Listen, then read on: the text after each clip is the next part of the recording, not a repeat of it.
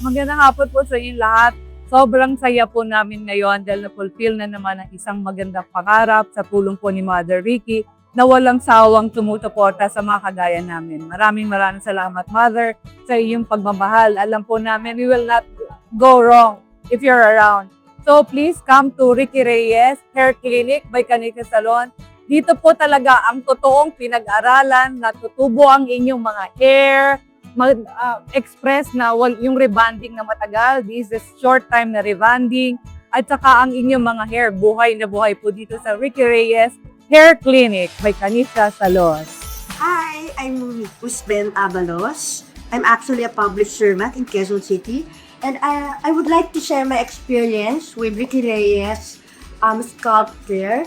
Well, I tried ito Carboxy. And ngayon ko lang na-realize it's very important para to take good care of our scalp. No? Hindi lang pala yung buhok natin.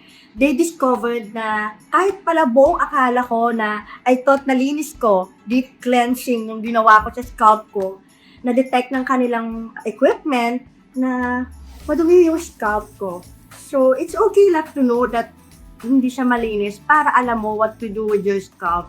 And before nila na-discover yung scalp condition ko, syempre they also check up my blood pressure.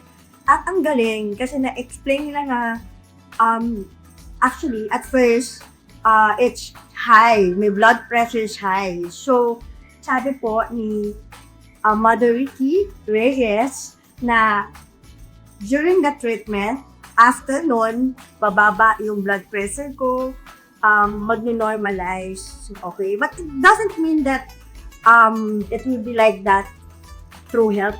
But anyway, I recommend this services. Huwag lang tayo mag-focus sa physical or the hair lang, but also we have to take good care of our scalp.